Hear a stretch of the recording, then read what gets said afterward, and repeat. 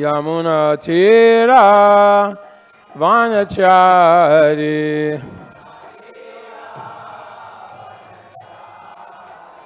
Yamuna Tira Vanachari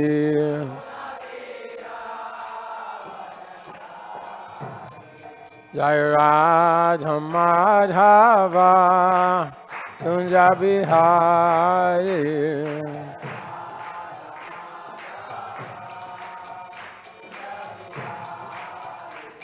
Jai Radha Madhava Kunja Bihari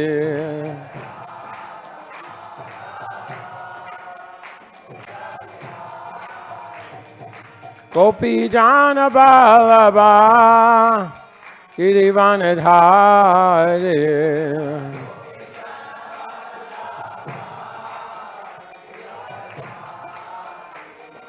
Gopi Jana Balaba Girivanadhari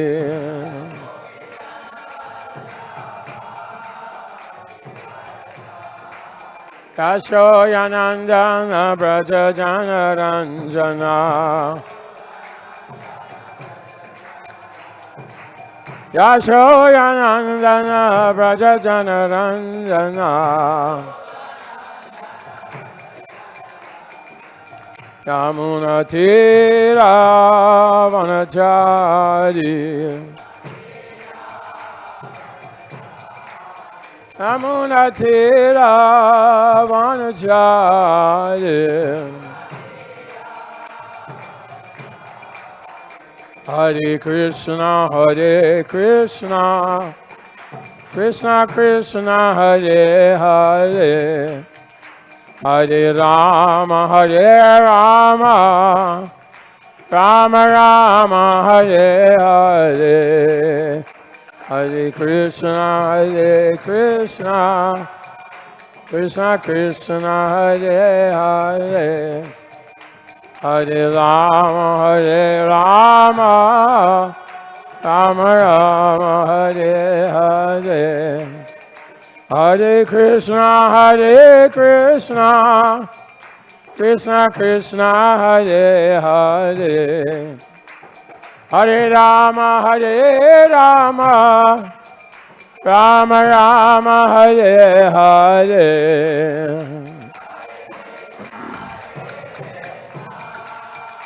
Krishna Krishna Hare Hare Hare Rama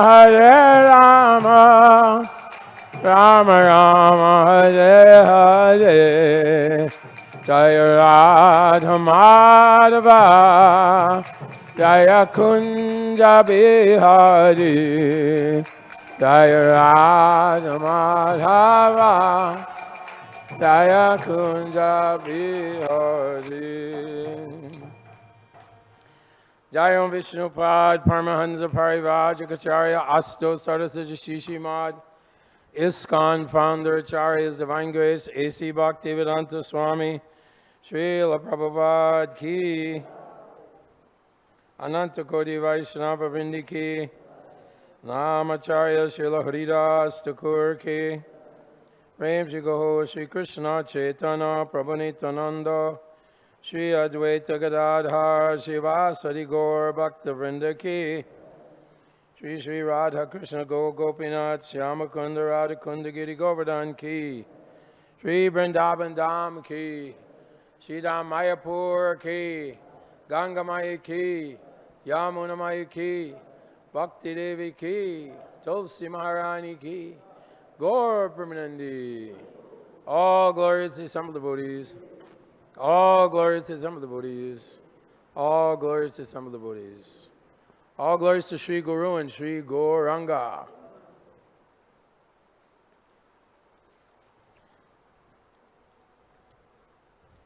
So,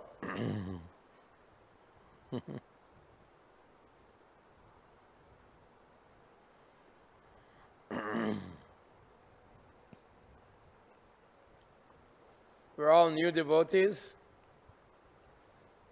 New devotees. Oh, very new devotees. Traveling sankirtan. Srila Prabhupada loved traveling sankirtan. So we used to live in a van, and we travel all over America and Canada, North America, in the van, 4 brahmacharis. And so this is called Every Town and Village. Pritivite achayata nagaradi gram sarvacha pachara hoibe modanam. So even when traveling, of course, you have to have good sadhana, sadhana bhakti. This is where the power comes from. Shravanam kirtanam Vishnu smaranam padasevanam. So even if you have the traveling, of course, book distribution, Prabhupada really emphasized. Every time I met Prabhupada, he would say, you do more books. Prabhupada, we did 1 million books. Double it. Do 2 million every time. One devotee, he collected to build some buildings in India, in Vrindavan, and he brought Prabhupada $108,000. His name is Guru Kripa. He used to be a sannyasi. He said, Prabhupada, here, $108,000 for building Vrindavan temple and Gurukul. Prabhupada looked at him and said, that's all? Because Gurukul was a little proud. So, in order to be successful in Sankirtan, we have to control the mind. Because many people say no.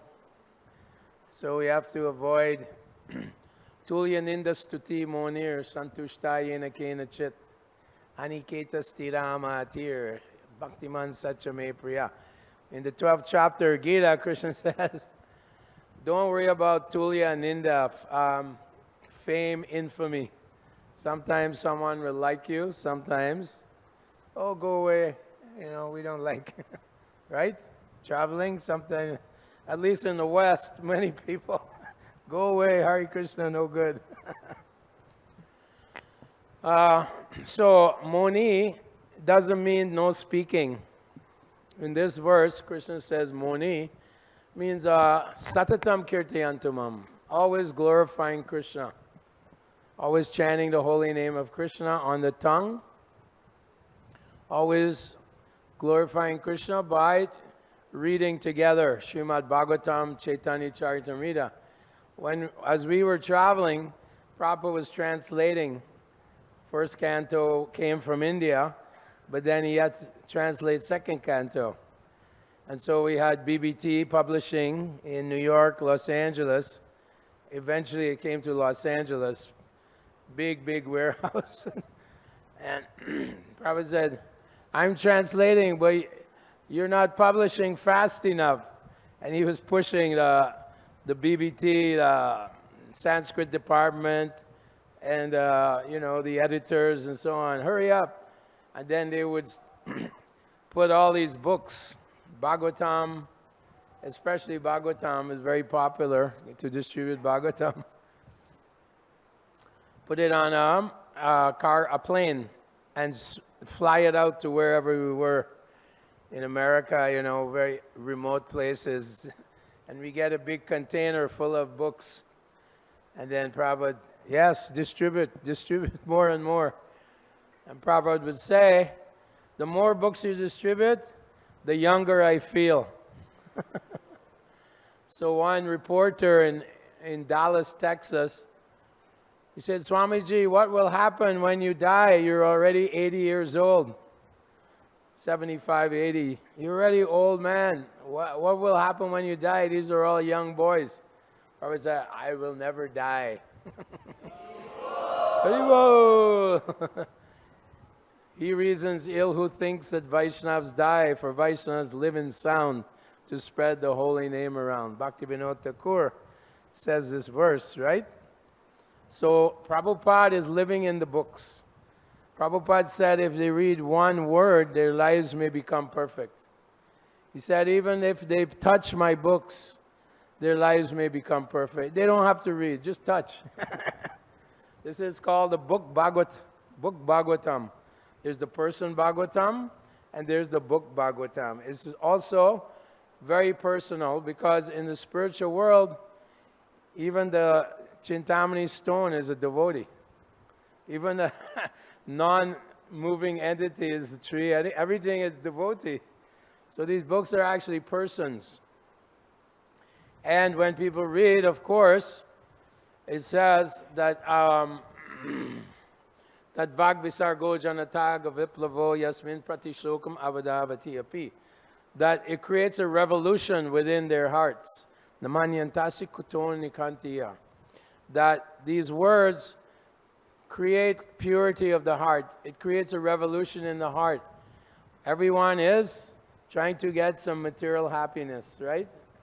But these books purify them.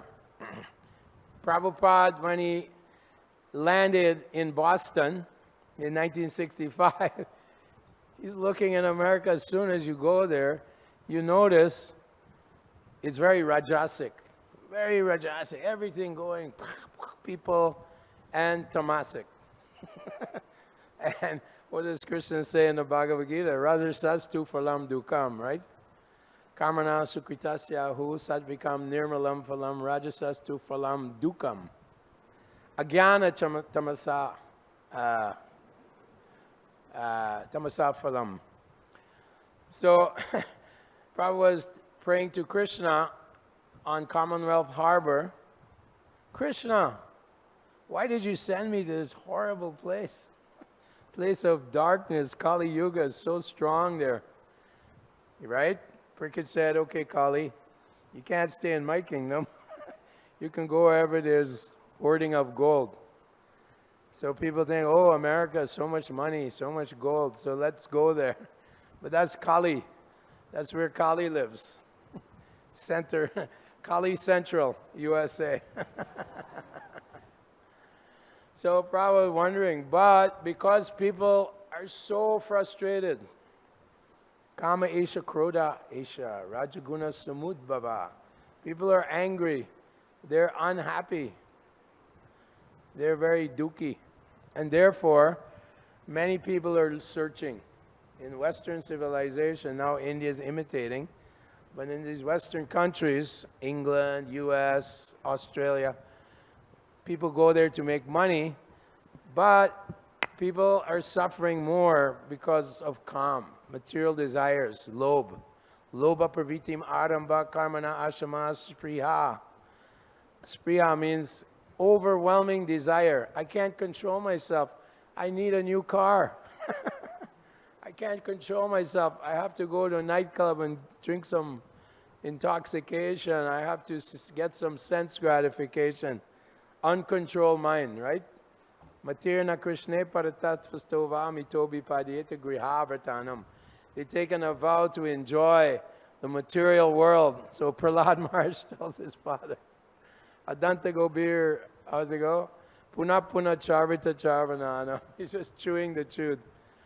Tadvarya suravarya dehinam. Tatsadumani suravarya dehinam sada samudvigya dhyama sadgrihat. Hitvat mapatam griham andakupam.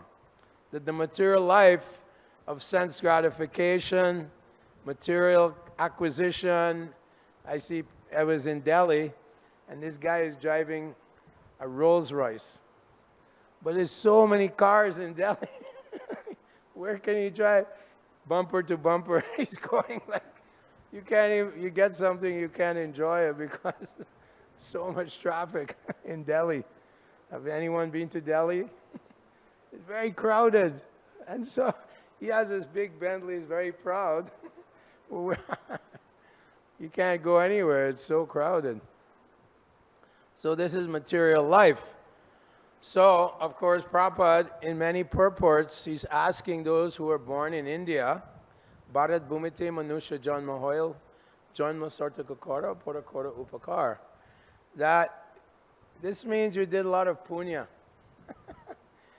Especially you're born in a Sanatan Dharma family or Hindu family. That means previous life, you must have done some punya. God didn't come to America. You don't see Lord Ram Ayodhya in the USA or England. You don't see Vrindavan Mathura over in Australia.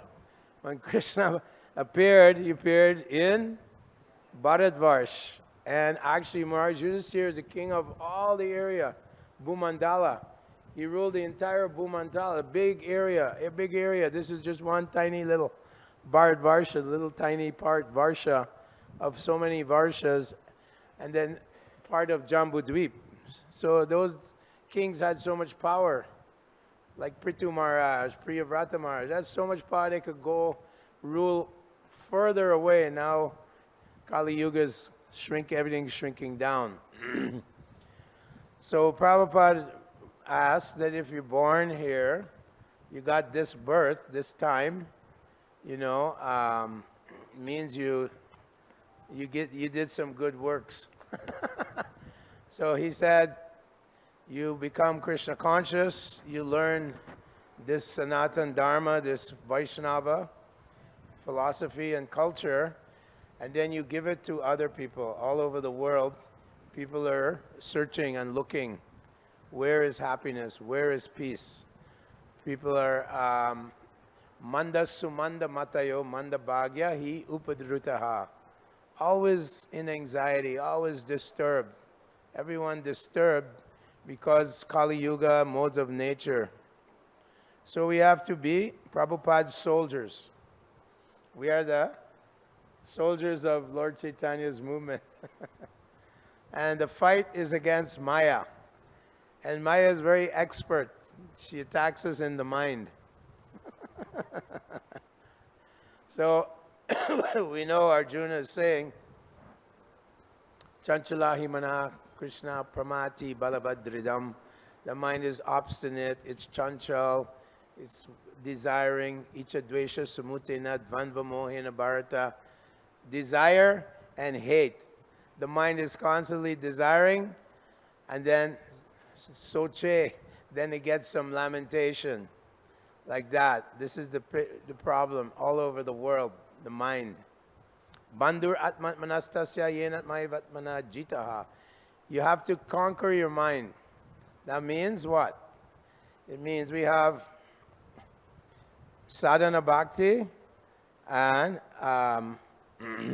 pancharachika vidhi, and then we do bhagavad vidhi. So pancharachika means sadhana. You get up very early in the morning, you worship the Lord.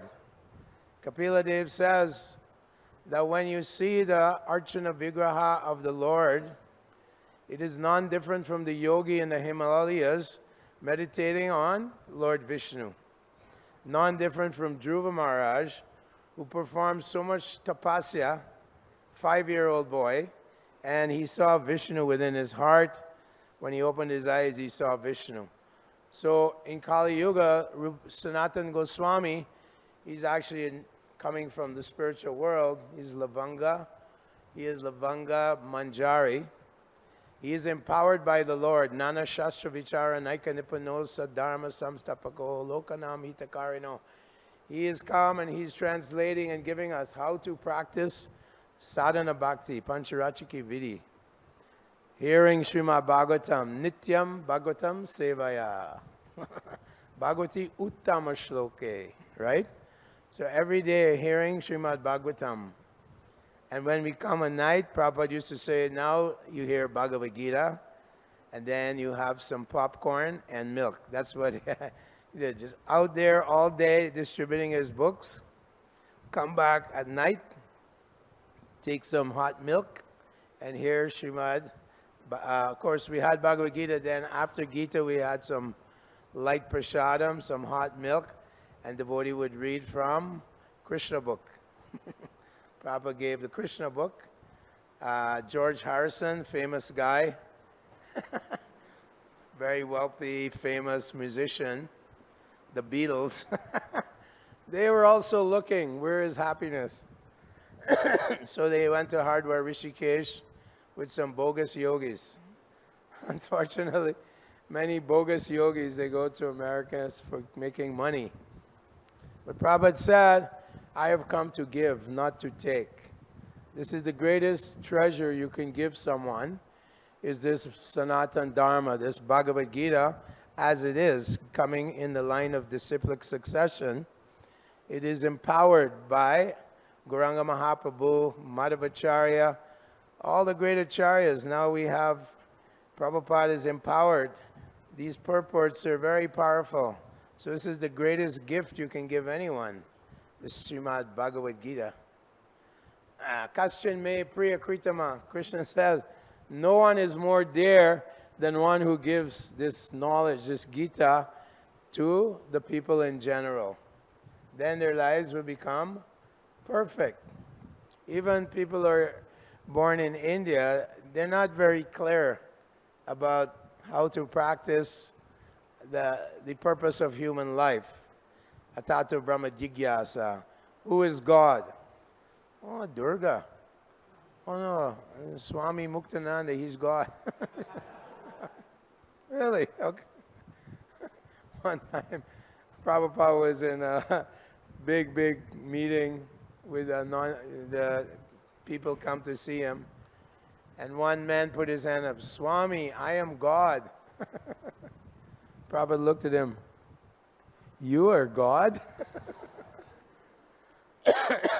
So when you get it, God gets toothache? He said, God gets toothache?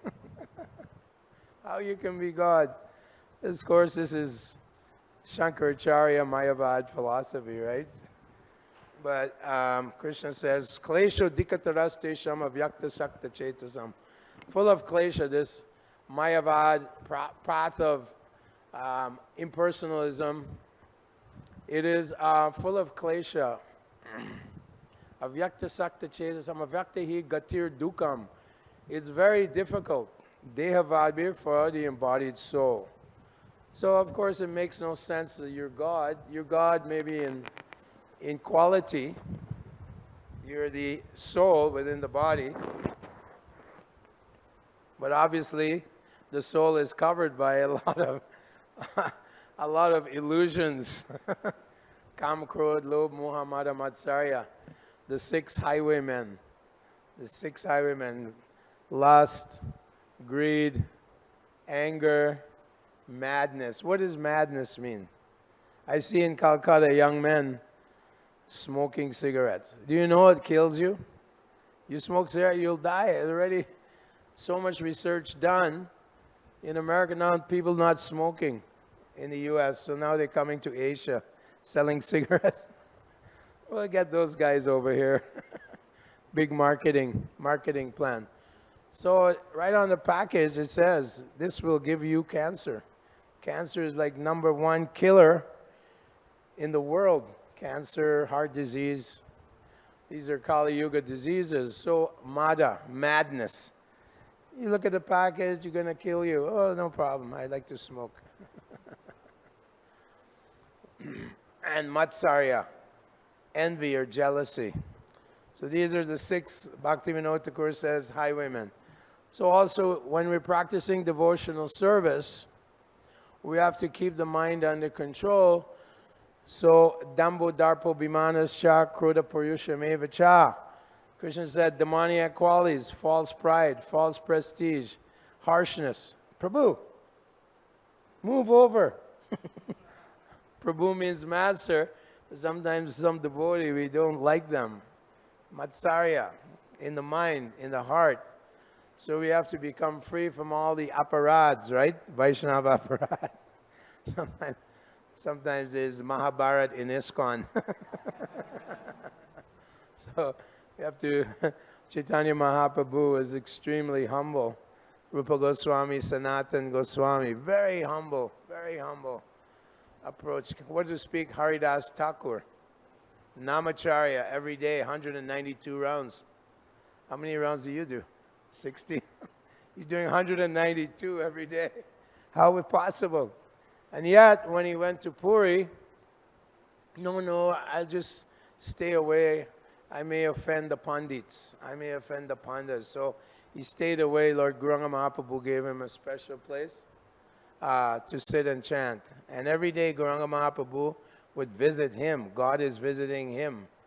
So if we're very humble, then Krishna gives us the Dhammi Buddhi Yogam time. He gives us understanding how to make spiritual advancement.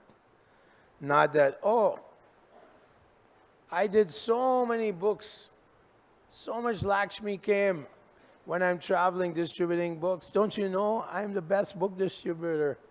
My name is number one. Like that. No, that is pride. Dambo, Darpo, false pride. That we have to get rid of.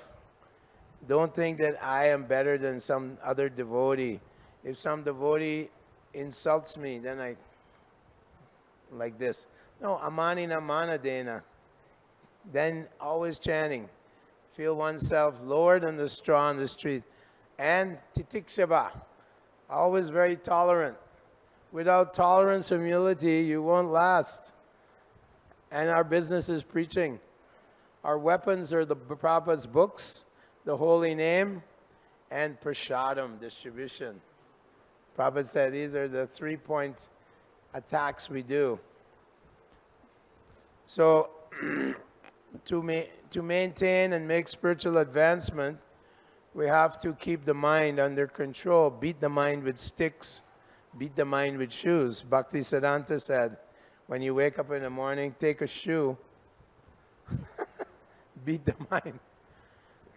And when you go to sleep at night, take a stick, broomstick, beat again. Yasmin nod vijate loko, loka nod vijate chaya, harsha marsha bayod vigar, muktiya sachame priyaha. One who is never offended by anyone, even though they may cause you offense to you, commit offense to you. Okay, Krishna's mercy. Like the Pandavas, right? Queen Kunti. Give me more misery. Let them bring more misery. Then Krishna comes. Krishna helped Draupadi because she gave up. She's trying to hold on, but then she said, oh no, I surrender. And then unlimited sorry. Right? So the Pandavas, Yudhishthira Maharaj, he was so humble, Dharmaraj. So like that, we're also warriors. We want to maintain this humility, never causing offense to others. Ahimsa means not causing anxiety to anyone. That's the root word of the ahimsa. And Bhakti Siddhanta says that there's certain unwanted enemies in the heart, weeds in your heart. Kuti nati. Kuti nati means fault finding. Look at this devotee. He doesn't do book distribution. What's the use? Look at me, I'm big pujari. This devotee never gets to do pujari work. Like that, kuti nati, fault finding. Oh, look at this devotee, he has so many faults. So this is a kind of violence to others. This fault finding is an envious nature. So Bhakti Siddhanta said, be very careful, because sometimes you're chanting Hare Krishna, but you have some motive. Maybe you want to be the temple president of Hyderabad. I don't know. I'll become temple president, GBC, and then take sannyas, and then be a guru. Then my life is perfect. Climb the corporate ladder, right? That's what the karmis do. They call the yuppies, upper mobility. I start at the bottom, I beat some people out, and the next step, now I'm sannyasi guru, GBC. I'm at the top of the pyramid. No, this is very dangerous, because most devotees in ISKCON, even senior devotees, not so advanced. Prabhupada, when Prabhupada came in the temple room, everyone's like, wow, like the sun just came in the room. Very powerful, very tolerant. But you see the Shakti of Krishna when you saw Prabhupada. Not ordinary sadhu, not ordinary bhakti devotee, empowered by the Lord. So that is very, very rare. And Mahabhagavad, he's a Mahabhagavad. Prabhupada just wanted us to be Madhyamadikari, and slowly, Maybe Krishna give more and more mercy over maybe 50 years, 60 years, maybe you can become Raga Bhakti. In Sadhana Bhakti, there's Vedi and Raga. Raga means more attachment to Bhakti.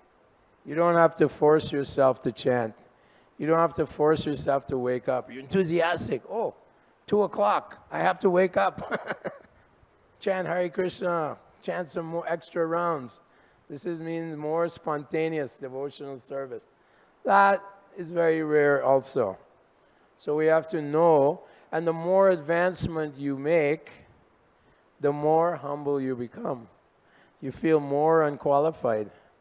Gokashore Das Babaji, he told people, when I leave my body, drag my body through the streets of Navadvip. Right? And the Navadvip Dhamvasi, oh yeah, this is great devotee instruction. We should drag his body. And Bhaktisiddhanta was so angry. How dare you? This is great Paramahansa, Mahabhaga. How dare you drag his body? He said, the body is mine. I claim this body. I'm his disciple. No. We want him. We're putting him in samadhi because then people will come to our temple. Very motivated. So Bhaktisiddhanta said, are you qualified? Have you had illicit sex in the last year? Have you had sex in the last month? How about the last week? Yesterday? Not following the principles, how you can touch this person's body. So he made them shame. He said, you're not even following the basic rules of Bhakti Yoga, of Dharma. No illicit sex, no gambling, no meat eating, no intoxication. And you want to take his body? No. So Bhaktisiddhanta took and put him in samadhi right here. So the idea is to maintain humility and feel oneself very, very unqualified. Never feeling qualified. And never keeping some hidden agenda. Oh, I'm in ISKCON now, I should maybe make some business. I should prosper. Sometimes I see devotees, Prabhu, give me a green card. I want to go to America. Then they go to America, you don't see them again. Become businessman, car salesman.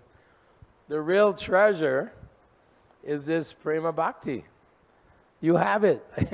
Like Prabhupada was in London, England, and they're interviewing him. Oh, Swamiji, how do you like England? And Prabhupada said, it was raining all the time. Prabhupada said, it's a green hell. He said, you people, you went and invaded and conquered India. You ruled India for 200 years, and you stole all the jewels. Right? They took all the diamonds and all the rubies, all the Indranila gems. He said, but you forgot to take the real treasure. He says, I have come now to give the real jewel, the real diamonds. Pure bhakti. Pure bhakti. That is what this world is lacking. Nothing else. Bhaktisiddhanta said, you burn all the books except the Shastra, Bhagavad Gita, Bhagavatam, you burn all the other books, there's no loss. He said, actually it's sinful to use trees to print nonsense newspapers. He said that, you're just poppies. He said the only purpose for those trees, only advantage of printing is when you print Srimad Bhagavatam, when you print Gita. He said otherwise you're committing sins, killing trees. Very sinful. So every day people reading newspaper. And then Prabhupada said, they're just like crows. Crow is always looking for garbage, but the Hansa, the swan, wants to hear Srimad Bhagavatam, Bhagavad Gita, wants to hear topics of the Lord. Sva vidvara hostra karai samstuta purusha pushu. Nayat karna patopetu jatu nama gadagaja. Second canto. Sukadev Goswami says, Men who are like dogs, hogs, camels, and asses never care to hear about the transcendental topics of the Lord, Gadagraja, the deliverer from all evils. So he's saying, Bile bato rukama vikramanye, the shunvatakarna putena rasya, that the tongue which doesn't glorify the Lord is like the tongue of the frog. The frog is croaking, and the serpent comes, the snake comes, and eats the frog, right?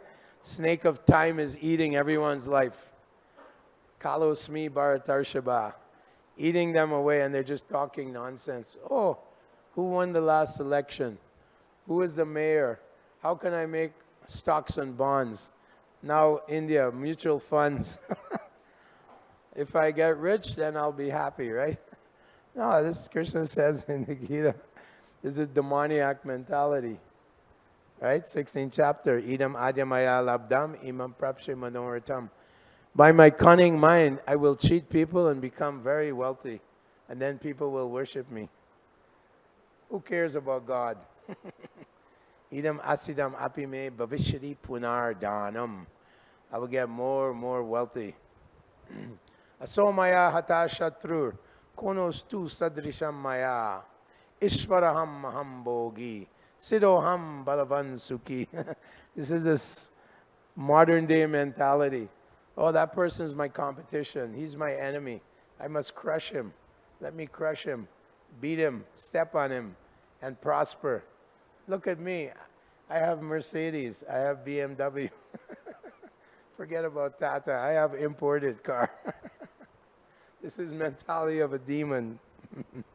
Unfortunately, more and more getting influence. So Lord Chaitanya's movement is pushing back Kali Yuga. Prabhupada told us,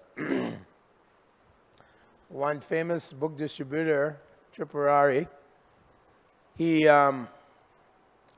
said, Prabhupada, if we keep distributing your books, will we push back Kali Yuga? Prabhupada said, yes, of course. You keep distributing millions of these books. He said they're like poison.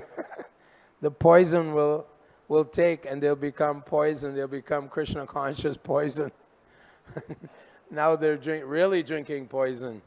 Poison of materialism, poison of sense gratification, poison of material acquisition. This is all huge source of misery, right? Right? So Prabhupada said, the more books we distribute, the more we preach, we're injecting poison. And he said, once they touch or read these books, he said, poison is taking. It's a slow process. He said, why you're in such a hurry? This Krishna conscious movement will gradually take over the world. High court judges will be wearing tilak, he said. High court judge. Then we'll be safe. When high court judge is wearing some tilak. I have a devotee friend in Los Angeles. And he had a book table in outdoor market. And a limousine came, and the person that stepped out wanted the Bhagavad Gita. He was the president of the United States, Bill Clinton. He was a retired president. He was president in 1995, 96, like that. So he came and he said, you have Bhagavad Gita, Hare Krishna Gita. Yes. How you doing, Bill? In America, no one cares. You're president, no one cares. They don't have this kind of app, Toom, two, no. Everyone is Toom or two. They don't have that in their culture. So he took a Gita, and of course everyone, wow, Bill Clinton, president, powerful man. So he took the Gita like this. He said, everyone, you guys, you should read this. Take one home, come here and buy it.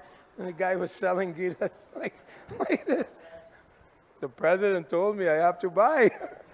Like this, lakhs of Gitas going out. So many famous people, they understand because they're the pinnacle. They have so much material opulence. Anything they want, they can get. They have their own plane, jet planes. But they're still not happy. So many of them, they come to the Hare Krishna temple. Robert Downey Jr., Iron Man, he's a devotee of Krishna. He's an ISKCON man. He surrendered to Krishna.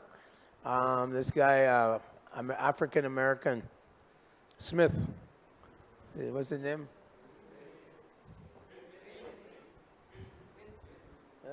Will Smith. Yeah, he's a devotee. He gets so much prasad. Yeah, all Bhagavatam said in his house. His daughter, Willow Smith, wearing tilak all the time now. Complete devotee. She read Brahma Samhita. Wow, God is very beautiful. Wow, he plays a flute. He's blue. You know, he's surrounded by beautiful cows. There's no death there. There's no old age. There's no government taxing. Wow, nice place. Brahma Samhita. Wow. Complete devotee. 100% devotee. Chanting Hare Krishna. All her songs now, Hare Krishna and Brahma Samhita she did, and different things like that. Govindam Haripurusham. Just intelligent people understand, just like there's a prison, like the government makes a prison, but they also have a nice place where you can live, you know, in nice parks, nice lakes, nice flower arrangements, like that. So people understand this is the prison, so where's the Vaikuntha? Where's the place? So they take to Krishna consciousness. Prabhupada's books are very, very powerful, very clear. I remember some people reading in the airport. They would buy a book and then they're reading. They said, wow, this completely makes sense. I never understood the Bible. You read the Bible, you can't understand. They use Old English and it doesn't explain too much. Basically, you have to just believe that Jesus is a prophet. But in the Gita, it starts, you know, your body is a vehicle, and your soul animates your body, and when the body dies, you keep going. That's why you see your body changing, but you're the same person. Very like, they go, wow, amazing, so logical. The first second chapter, first philosophy chapter, then they go, oh, what's karma? Everyone wants to know karma. Karma is very popular. What is karma? Karma means this morning you had a fight with your wife. And when you come home, there's no prasad. It happens. Instant karma. So you have to be nice and humble. Of course, in India, they have etiquette. The wife is, you know, but in America, no. Man and woman are equal. Therefore, divorce rate is 1 out of 2. Big divorce rate. But like that, so they want to know what is karma. I do something wrong, and I get a punishment, basically. Or I do something good, I get a good return. So this is going on, that people are intelligent. So Prabhupada's book, Karma Yoga in Krishna Consciousness, Sankhya Yoga, Dhyana Yoga, all the different chapters, Knowledge, Raja Vidya, very clear. So this guy like Bill Clinton, he has everything. Now he is vegetarian, vegan. He's a vegan now. He became vegan by reading Bhagavad Gita. Because many purpose, Prabhupada said, the worst thing you're doing is in the name of egalitarianism, equality, you know, democracy, equality. But what about the animals? They're also praja. They're also citizens. Are you protecting them? No. You open a slaughterhouse and take their flesh, cook it up. Yummy. Really good. Prabhupada said this causes so many problems in your society. Animal slaughter, cow slaughter, especially. Gomata, right? Denu Datri Tata Pridvi. We have 7 mothers. One is the cow, Denu. So like that, people are learning. So this ex-president, he became vegetarian. And his daughter had a big wedding, Chelsea. Big wedding. People from all over the world. Saudi Arabia, Dubai, Africa, all the big people came. Sorry, no meat today. No alcohol, only vegetarian. The whole wedding was vegetarian. This means taking seriously the preaching of Srila Prabhupada. That even, no compromise, no compromise. Even people may criticize me. No, I'm a non-veg, and I'm the president of Nigeria, and you invited me. Where's my... Sorry. You have to... Today you're eating some prashadam, because Bill Clinton is reading, Patram Pushpam Palam Toyam Yome Bhakta Prayachati. Offer with love and devotion, a leaf, some flower like that. So slowly, people, especially people in higher levels also, are becoming influenced by Srila Prabhupada's books.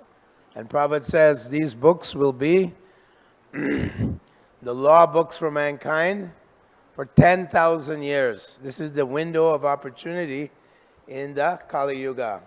After that, things start going downhill. We won't be around. Lord Chaitanya, Prabhupada said, Krishna is so merciful. Even you do tiny little bit of service, neha vikramo nasosti pratibhade, he'll give you a human birth. Even you go past, Prabhupada said, someone walks past the kirtan, and they go, oh, Hare Krishna, very nice. He says they get the benefit by saying, very nice. Even a human body they'll get. Someone says, what's this? Oh, okay, here, take $20. Give a donation. Prabhupada, they get Agyana Sukriti. They get so much benefit just supporting little ISKCON, little bit. I was organizing in one city up in Canada, Festival of India. So of course, US, Canada, many Christian people, and they don't like Hare Krishna. My son became a Hare Krishna, he became Hindu. Oh, very bad. Even, I know one guy from Pakistan, Muslim, he became a Hare Krishna. In Canada, his wife is devotee, everything. And every day reading Prabhupada's books. Whole family in Pakistan, oh no, you finished. Don't come back to Pakistan. We don't care, right? We don't care, right? Upadi, sarv upadi vimurmiktam, vinirmuktam, tatparat vinanirmalam. God is Rishikesh, we're not the Pakistani or Muslim, we're devotees of God. Jivera Swartapoin Nitir. That's what we preach. Even I was in England, one new devotee just shaved up. Yes, I'm from Sikh community. But, Prabhupada's books giving the clear thing, doesn't matter Sikh or Christian. So Christian people always, oh no Hare Krishna. These guys, they're stealing our children. That's what they say. And the Jews. Jews are worse, even too aggressive. So all the leaders in ISKCON in the 70s, Ramaswar, Bhagawan, many others, all from Jewish Jayadvaita, all from Jewish family. And the Jewish people so upset, the rabbi people so upset. All these Jewish kids joining Swami Prabhupada. So they went to Prabhupada. Swami, why are Jewish kids joining you? Brahmananda told Prabhupada, they asked him, why are all these Jewish kids suddenly joining? And Prabhupada, yes, ours is a Jewish movement. Making a joke with them, right? Another time, we were distributing books and we discovered Christmas time, people in a good mood. So Prabhupada said, however, this is 1972, 73, Christmas. Prabhupada said, I don't care, distribute my books, do what you can. So we went and we dressed up like Santa Claus. So many, you just meet people, hello, how are you? Merry Christmas. Give a donation. So many. In Los Angeles, we had 250 devotees going out dressed like Santa Claus. 250. That 1974, 75, like that. So then the Christians came to the GBC, Satsvarup Maharaj. You guys are cheating. You're behaving, you're disguising yourself like Santa Claus. That's our saint, not your saint. That's our saint. He's Christian. Why? And you're giving Hinduism. You're cheaters. This is immoral. They said immorality. So then Satsvarup Maharaj, the GBCs, they went to Prabhupada. Prabhupada, the Christians are challenging that we are cheating. We are using Christian saint to sell Hindu book. Prabhupada said, if it increases my book distribution, it's moral. If it decreases my book distribution, it's immoral. He said, continue with Santa Claus. I see a real saint. He sees everyone as part and parcel of Krishna. Right? He doesn't think, oh, this, that, the other. But that was Prabhupada's clear vision. Yes, you can dress Santa, whatever, but distribute my books. Therefore, one time Prabhupada told us, by hook or crook, distribute my book. Hook or crook means a little. Of course, he said also, if you're too tricky and you're selling based on some lies, that's not good, because they'll go away and they'll feel bad, or maybe they won't buy a book. So you have to know the art of book distribution. You have to distribute a book in such a way that they're happy to read it. Not that somehow you use some cunning, some surreptitious way, and they got the book, they gave you, 300 rupees, but they're going away and, oh, this guy, he overpowered me. He conned me into this, Not like that. So Prabhupada said there's a fine line. By hook or crook means, you can say, like in the West, we say, oh yeah, this is about yoga. They're thinking, oh, no, bhakti yoga. So it's a little divisive, but yoga, the highest yoga, right? Yoginam api sarvesham madgatena antaratmanam. So it's a kind of, he says, let's a white lie to get them interested. And then you show the pictures, you show the Sanskrit. Oh, Sanskrit. Everyone, oh, Sanskrit. Amazing. Anyone that knows about yoga, Sanskrit is like the top thing in the world. Sanskrit. It's sophisticated language. Yes, we have Sanskrit and so on. Then they, okay, yeah, I'm interested. Because for them, $20, $10, it's just a cup of coffee at Starbucks. So you say, come on, give a donation. How much is Starbucks coffee? $20. If you go to Delhi and you buy a coffee from Starbucks, it's quite expensive. So we say, yeah, it's nothing for them. Okay, here you go, $20. And they're buying your consciousness. You're sincerely trying. You've done your sadhana, you're chanting very attentive rounds. You're very sincere. You control the mind, control everything, studying the scriptures. So when you go out, Prabhupada is empowering us. Krishna Shakti Vinana Hetara Pravartana. When Surabi was building these buildings, the Lotus building and Prabhupada Samadhi also was built by Surabi, and he built Bombay. He is an architect. Surabi Swami, Prabhupada disciple. He said, I felt empowered. When you practice this bhakti and then you distribute it, you become so empowered. All the acharyas are sitting looking at you going, good boy, good boy. They're very happy. You can feel their happiness. You distributed a few Bhagavad Gitas and you feel the nectar coming from the acharyas. The reciprocation is automatic. It's immediate. And you feel that. And that enthuses you. Sometimes people in the airport, they're buying books. They don't even know what they're buying. But you're so happy and so ecstatic. They're buying your ecstasy. They're buying the Sachit Ananda. Sure, I'll take it. What do you got? I want what you have. You're so ecstatic. When we distribute books, distribute the whole name, we get ecstatic. And people, that's what they want. Ananda Myo Vyasat. They're wanting happiness. They don't have happiness. This is how I tell people in America. I show them the Gita. I say, this book is ancient Indian culture and philosophy. You see, in America, we live here, a wealthy country. Are you happy? No, we're not happy. It's so sad. They all admit it. No, we're not really very happy. We work like donkeys. We pay the mortgage. House in America now, middle class, $1 million. So expensive. Cost of living. And then we're so depressed that after work, we go and we drink, have a drink. Try to become happy. Forget our misery. And we go home and we sleep. This is their sadhana. Every day they're doing their sadhana.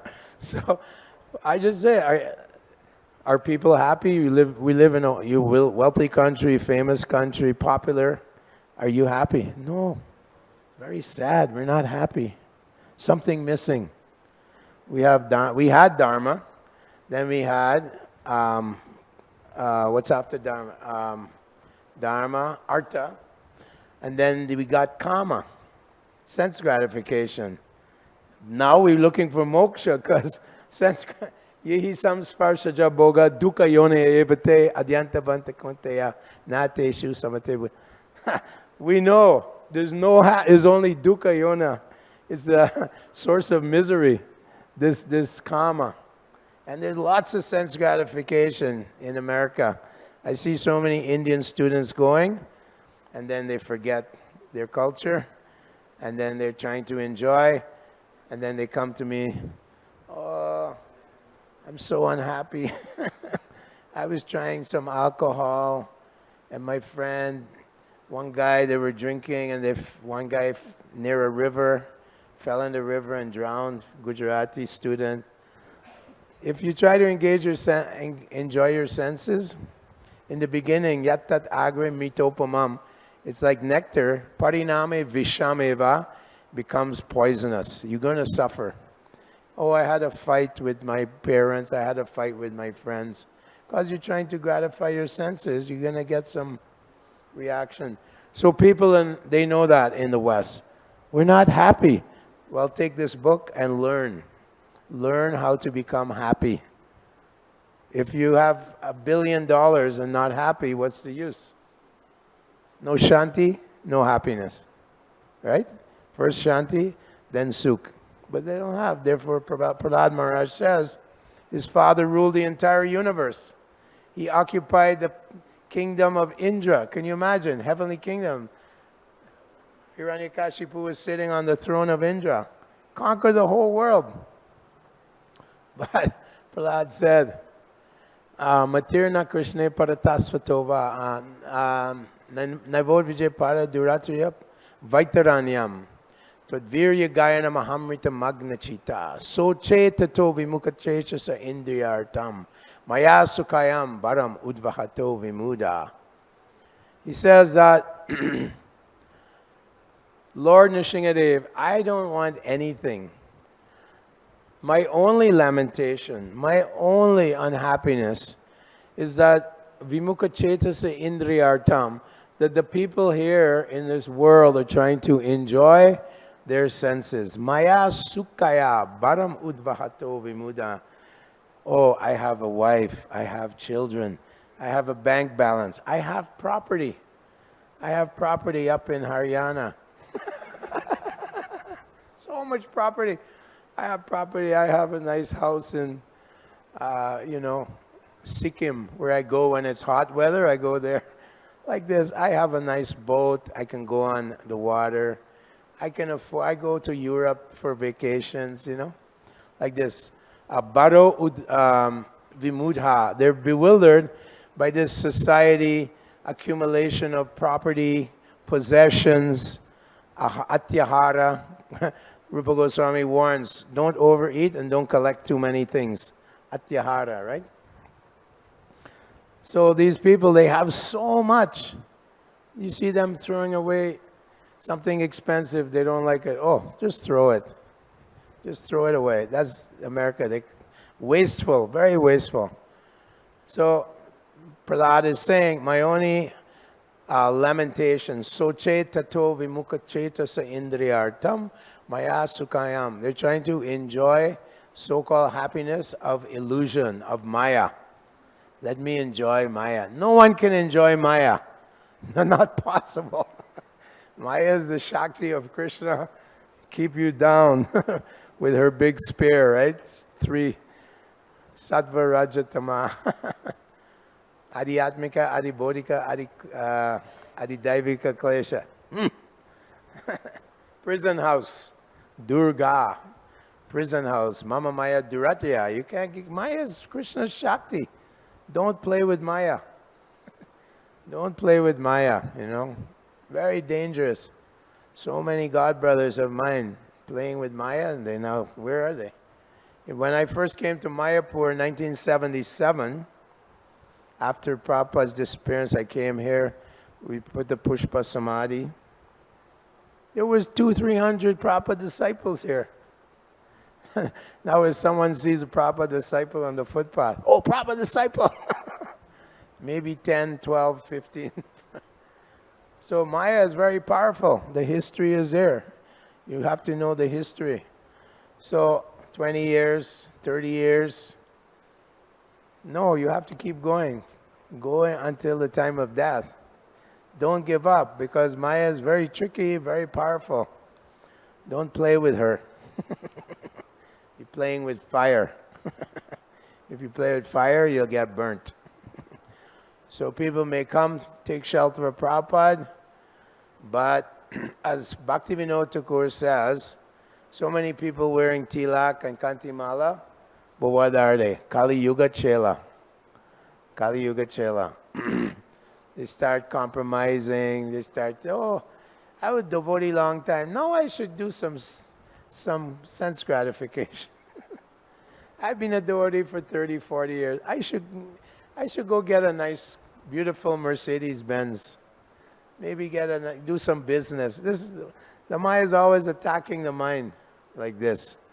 So we have to keep on the lotus feet of Srila Prabhupada. He's the Param Guru.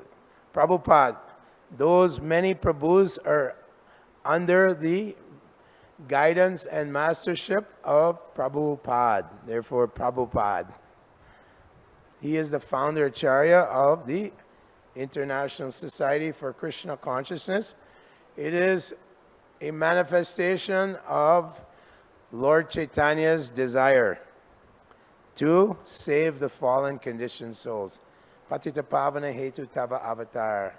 Mosamo Patita Prabhu Nai Paviar. He's very merciful. God himself was here. Lord Ram was in Ayodhya. Krishna was in Mathura. And now he comes here. We're very lucky. Right here. God was walking. Unfortunately, we weren't. We have to go back in time. Maybe someone will invent one of those time travel machines. We can go back and dance with Lord Chaitanya. So thank you very much for your association, your Sangha. And if you have some question or you'd like to make a comment, please feel free to do so.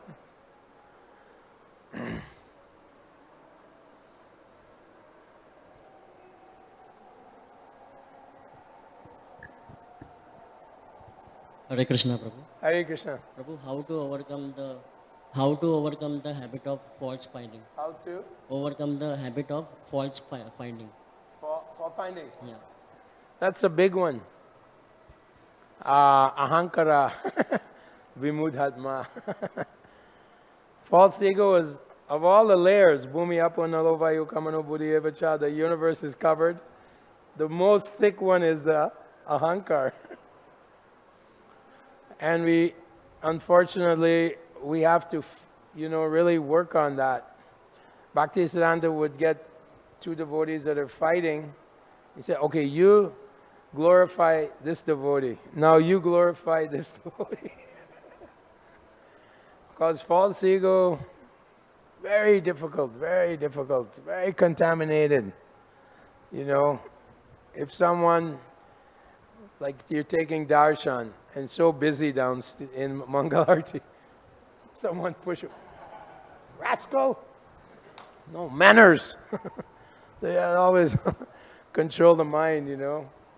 But as we become sattvic, as you develop sattva gun more and more, and you develop more on the holy name, appreciation of the holy name of Krishna, Radha, then tolerance builds up. The false ego comes when we become lazy or complacent. Complacency is the enemy of a devotee. I did 16 rounds. Let me look at some social media. Maybe it's a good Bollywood movie. Some distraction. This is complacency. It's always there. Maya's always waiting. Okay. You studied, you distributed books, you went, did Harinam Sankirtan, you went to Mangalarti. Take a break. Take some time off. Ahaitukiya pratiyata. You go and don't take a break from Krishna. As soon as you do, the shadow is there. Maya is right there behind Krishna. So the false ego, we have to always recite this verse, helps. Amani namana dena, chinada pisa nichana. Also, we have to know that more humble I become, the more tolerant I am, the more I want to serve the Vaishnavas, eat the dust from their lotus feet. Nartam das takur, tandira charane sebi. Then Radharani, one day she may look around and look at me. We want to catch the attention of Radha and Krishna, especially Radharani. Because without Radha, you will never get Krishna. Therefore, it's called aparad, against Radharani. So we want to become so humble and see all the Vaishnava, new devotees, doesn't matter. I take the dust from their feet. Very rare to be a devotee. Samahatma sudurlabhaha. Very, very rare to be a devotee, even in India. No, I like Durga. Oh, I like Vivekananda. So I like this, I like that. Ayur Samaj. No, this is the way. Lord Chaitanya, this is the only way. Kalua nosteva, nosteva, nosteva, gatiranya. This is the only way. No other path but this one. Right? So therefore, one who comes to Srila Prabhupada's Gaudiya Vaishnava Sampradaya, very rare, very rare. So with great respect, I don't want any respect. You can trample on me, no problem. You kick me, that's good, because then I have to say, Hare Krishna, Hare Krishna. Someone is trying to hurt me. Hare Krishna, Krishna, help, help. Right, Queen Kunti? Vipadashantu tashasvat tatra tatra jagat guru. Bhavato darshanam yatsat, apunar bhava darshanam. Queen Kunti, she's a queen. The mother of the king of the entire world, you know, Bhumandala. And she's praying, oh, bring more suffering to me, more misery. Give me some test, give me some pain. That pain will purify me. I accept this person comes and chastises me. Prabhu, you were late. Why are you late? I told you to come 10 o'clock. You came at 10:05. Rascal. Thank you, Prabhu. I apologize. I'm so sorry. I'm 5 minutes late. I'm sorry if I offended you. This is how we have to work. And try to keep our hearts clean. No hidden agendas. The mind is always thinking, how can I be superior to everyone? I should be superior. That way, it's called what? Pratishta and puja. That way devotees give me the Mahaprasad. That way devotees, when I walk in the temple, Jai, the Maharaj, Jai. Great devotee just came here. Important devotee. Very important. No one's important. No one. Even Prabhupada, in New York, when he started 26 2nd Avenue, we didn't know anything. Brahmananda, Yamuna, Malati, they're standing to go to take bath, one bathroom. Prabhupada's in the back of the line. Swamiji's waiting to use the bathroom, and they're in front of Prabhupada taking bath. And usually it takes 10 minutes to take a bath. Prabhupada's just standing waiting. Prabhupada never said, I am Swami Bhaktivedanta, now you take Diksha. No. They asked Prabhupada, what should we call you, Swami? Then he said, Prabhupada is a tone of respect, a title of respect. And then he said, and they said, what more can we do? He said, you should take initiation. Because Shakshat Darit Trinat Samasta Shastra, that I am the representative of the Supreme Lord in Vaikuntha, in Goloka Vrindavan. I'm his ambassador. When the ambassador comes, he gets the same respect as Mr. Modi. When the ambassador goes to US or somewhere, same respect as the Prime Minister, right? So like that, Prabhupada is the representative of the Supreme Lord. And so Prabhupada slowly, just spoon feeding. Here, take a little. I know it's a little bitter, but it becomes sweet. You have to bow down to me. Namaskuru, Mam Namaskuru. Just like you have to bow to Krishna, you have to bow to your spiritual master. You accept him wholeheartedly as good as God. You know, very difficult, especially Western people. Why are you bowing down to this? He's just a man, just a man. Why are you bowing down? Prabhupada said, because they love me. They love me, so they do anything for me. Prabhupada induced that love from within. Therefore, we do anything. We built the movement. He came, no money. We had no money. Only by book distribution, money was coming. You know, who would think that by distributing religious books, so much movement came? You know, Bombay Temple, Vrindavan Temple, Mayapur, now so many hundreds of temples, only from book distribution. Prabhupada didn't say, listen, you have to go and take real estate course. And then you become a realtor. When you sell a house, maybe 1 crore rupees, you get 10%. And then that way we'll build the movement. No, all purity is a force. Only by purity. Be Krishna conscious, Krishna will help you. Krishna will empower you, and you distribute these books, it will change the world, and people will give more and more. Because it's the highest welfare work. It's the highest thing you can do in life. So like that, Krishna just opened up the whole thing. If you surrender to the Guru, the bona fide parampara, then Krishna gives you so much. Krishna is the controller. He said one time, Krishna is no poor man. He's the richest. Aishvaryasya samagrasya. And he says, if you were qualified, Krishna would give you the whole world in 18 days. He said, but you're not qualified. He said, if you get too much power or too much wealth, you will fall down.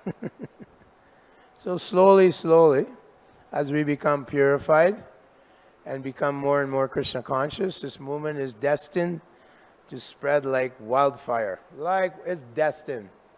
All you have to do is be a part of it. Just put yourself on cruise and keep going. This is the train back to Godhead. You just got your ticket now. You surrendered, you surrendered 16 rounds, so on. You're in the train, you have your ticket. Just stay in the train, and it's going back.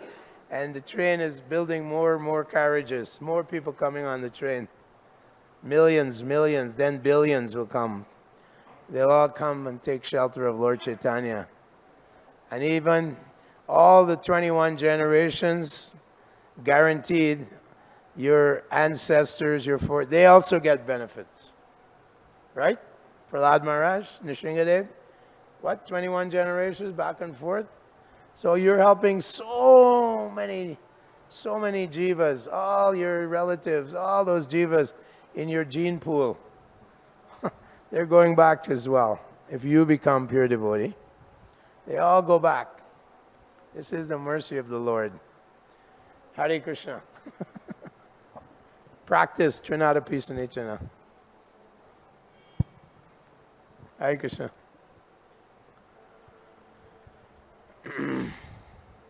Thank you very much, Prabhu, for a wonderful class and sharing so many pastimes related to book distribution.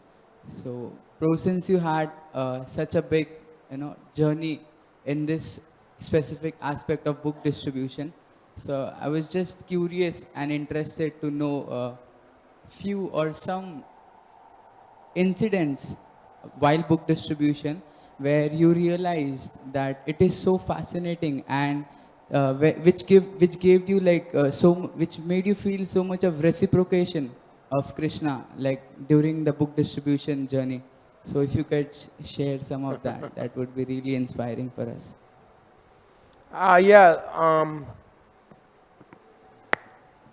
So you might have heard of Montreal. Prabhupada was there for 2 months in 1966. It's in Canada. So it's a famous university there called McGill.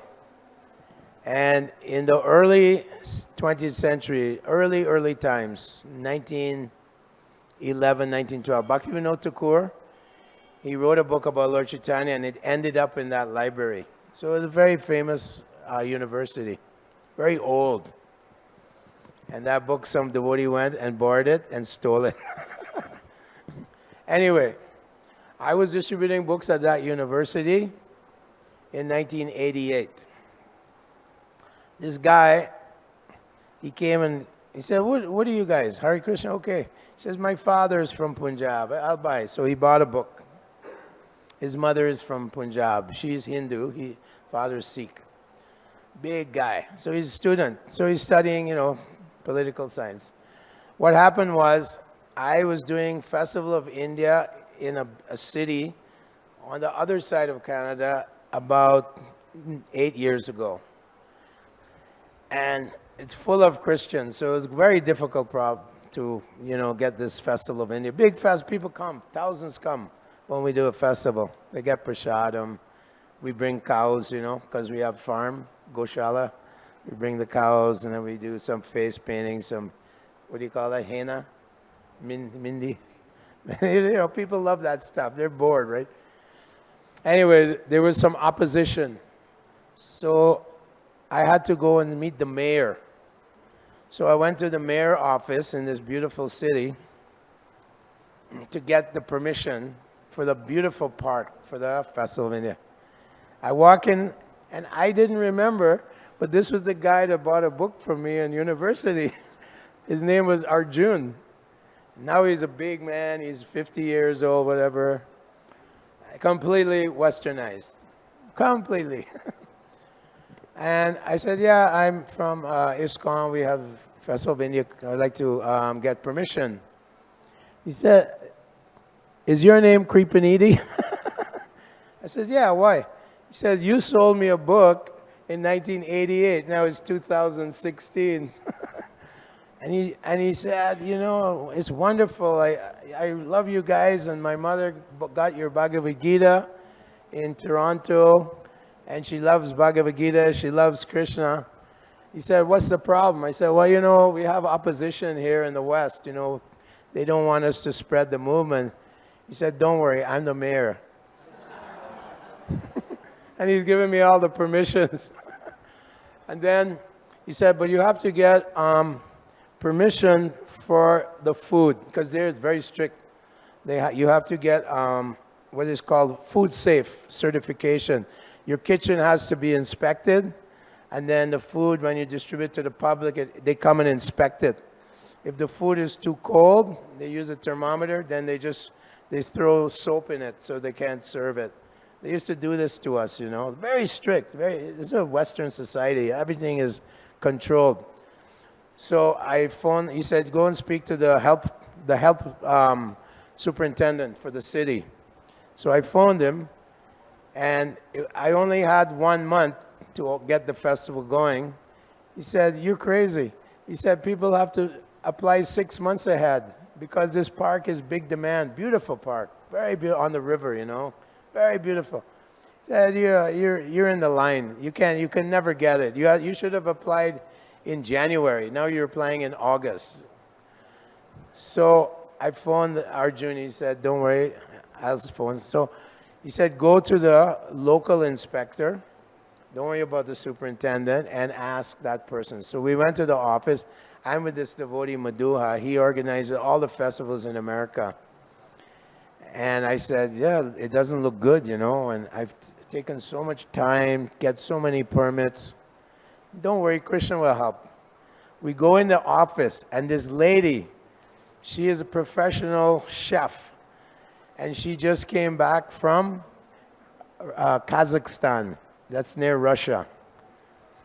And she's looking at us, and I have to inspect everything. You have to fill out the paperwork. You're very, very late, but you're Hare Krishna? I said, "Yeah, we're Hare Krishna."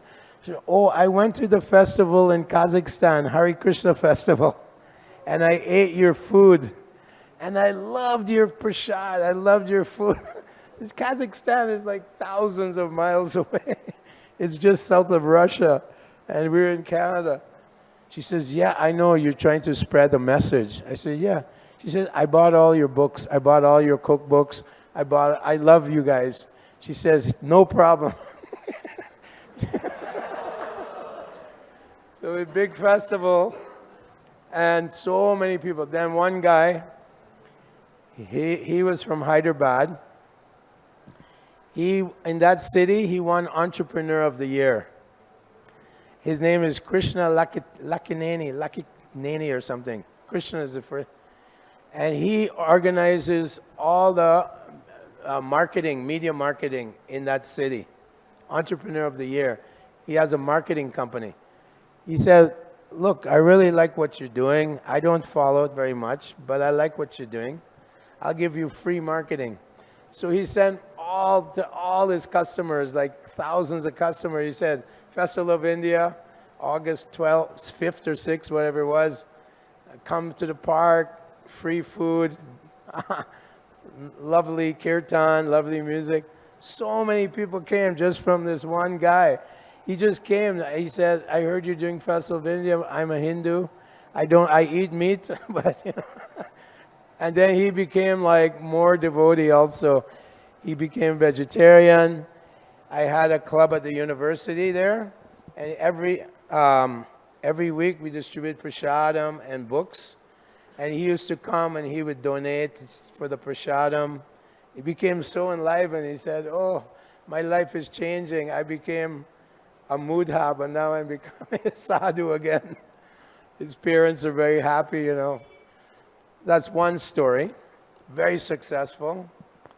Even now people talk about that festival. Another person I met, he owned a big company, heavy equipment, construction. So big heavy equipment like crane and bulldozer, excavator, all this stuff you see here. So what happened? He was German. So he was running a multi-million-dollar business, and his wife, this is very common in the West, his wife had some paramour, secret paramour, and he was a lawyer. So they got an electric apparatus that gives you a heart attack. They came to the guy, and they zapped him, and his heart stopped, right? And it's very difficult for them to, when they investigate, "Oh, he had a heart attack." There's no damage, no injury, just electric shock. So he was found, the ambulance came, took him to the hospital, but they revived him. And now he realizes, "My wife tried to kill me." This is very common in the West. So he was walking in the rain, and he found a book. What book? It was a book about Krishna. It was one of Prabhupada's books.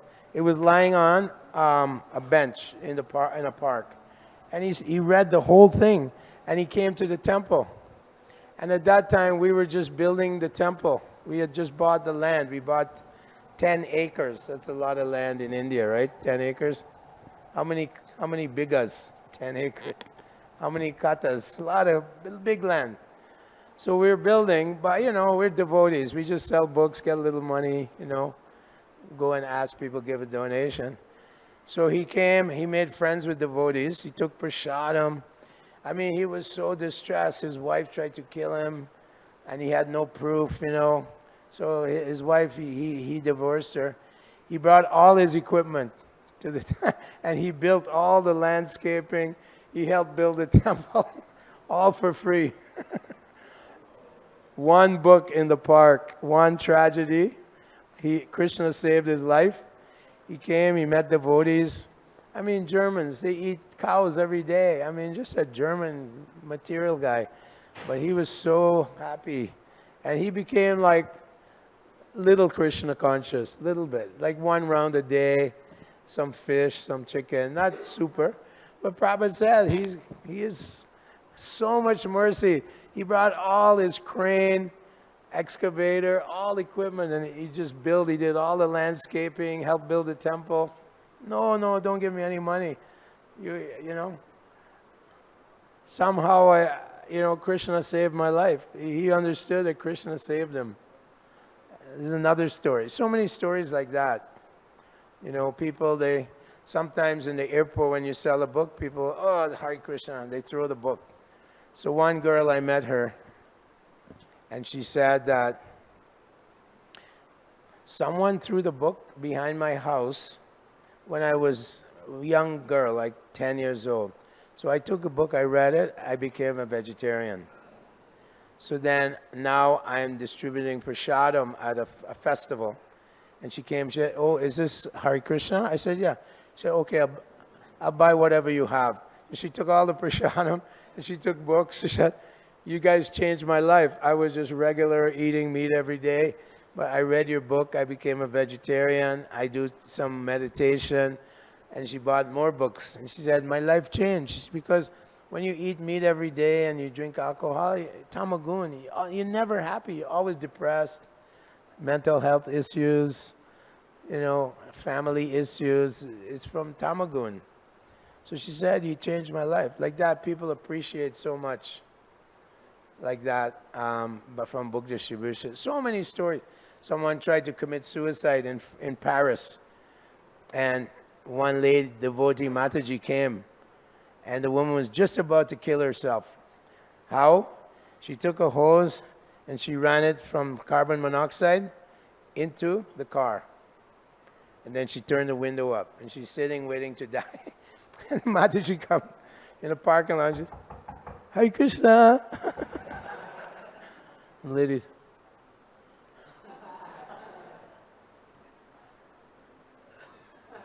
What do you want? You have to read this. It's wonderful. So much. This is from India. It's a great, great philosophy. You have to be. It's so source of so much happiness. Are you happy? The lady, she bought the Gita. She said, I was just about to take my life. My family life is in ruins. My husband left me. I felt so suicidal. And now you give me, this is God coming to me. She said, must be some miracle that just when I'm about to kill myself, and she became like, she came to the temple. She, became a devotee, somewhat of a devotee, Hare Krishna. And so these are miracles that happen in our lives, Famous people, I remember Bob Marley, famous guy. And he coming in the airport in Chicago. And the devotee came to him and said, this is about world peace. And he didn't know it was Bob Marley. Who are you? Oh, I'm a musician. I'm going to Los Angeles. He said, have you read these books? Bob Marley said, yeah. Every time I go in the airport, I buy a book from you guys. And so he showed him Chaitanya Charitamrita. He said, oh, I don't have that one. And he's showing Lord Chaitanya. He's saying, Lord Chaitanya is God. He came 500 years ago, And he's giving free love. Because Bob Marley sings about love. Don't worry, be happy. Love, one love, all these songs. It's about love. And he started crying. He was crying from looking at the Chaitanya Charitamrita. Because he's a very soft-hearted guy, actually. He sings about love and peace, you know. And he took the book and he went on to Los Angeles. He's making songs. Another guy going through the airports all the time was Muhammad Ali, boxer. And he hated American government. They told him, you have to go to war. So why should I go kill people in Vietnam? They didn't do anything to me. You white people, you did something to me. And you calling me bad names like nigger. He said, I'm not going. So they stripped him of all his titles, you know. He didn't care. So every time he went through the airport, he's buying Srila Prabhupada's books. Every time. Chicago airport, that's where he has a training camp. And his trainer is a famous Italian guy. I forget his name. He's famous. He trains the boxers how to be, you know, victorious in the battlefield. So Muhammad Ali's looking at the book. He had many books.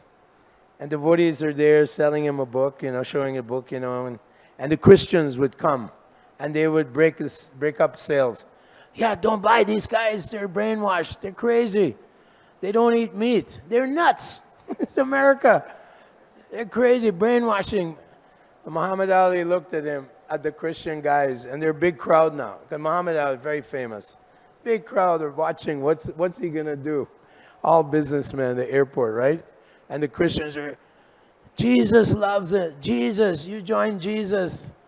And Muhammad Ali goes, I'm the champ. Don't tell me what to do. I'm the champ. Get lost. Don't tell me what to do. And he bought the book.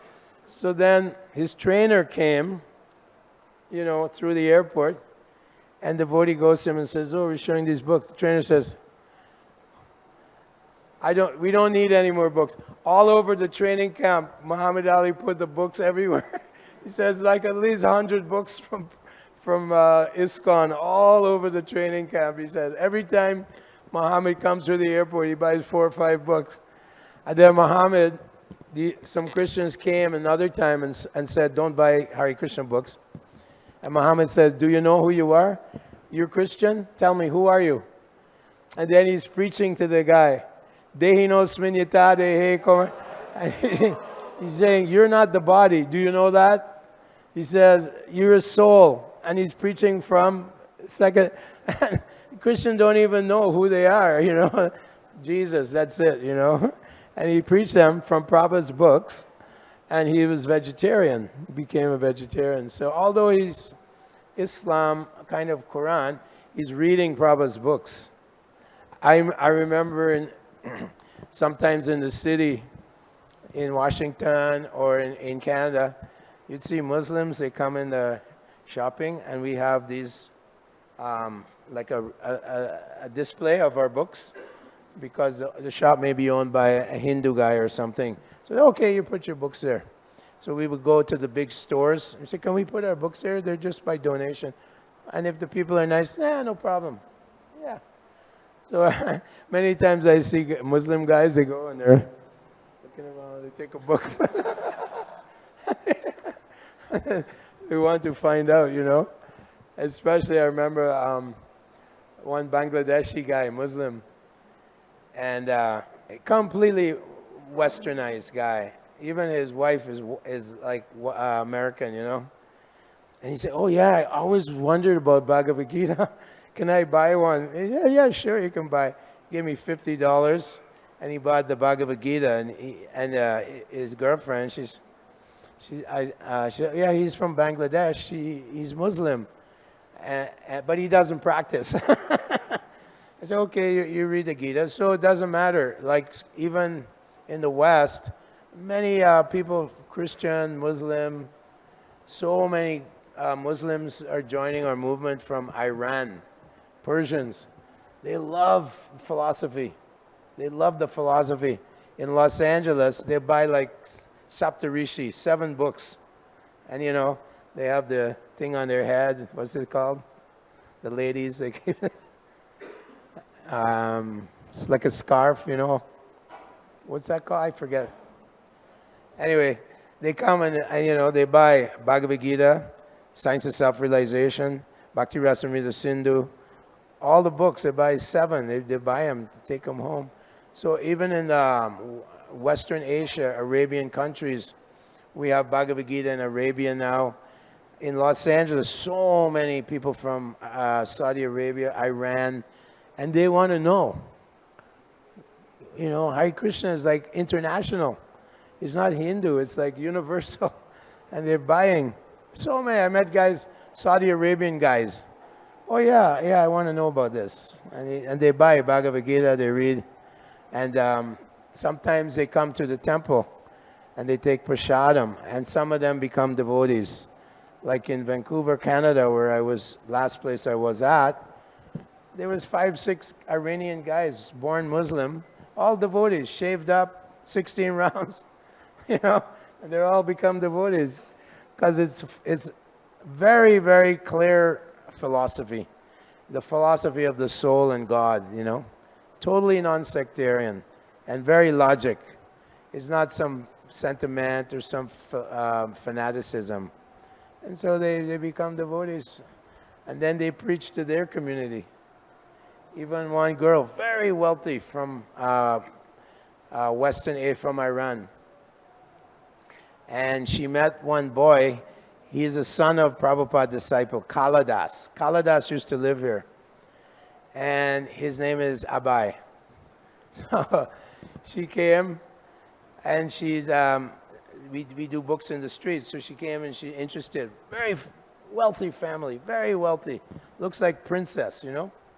And she said, oh, I'm interested in philosophy. So she bought the books, and then he followed up, went to the house, and he's preaching in the house. Big, fancy house, you know. All like Persian carpets, you know.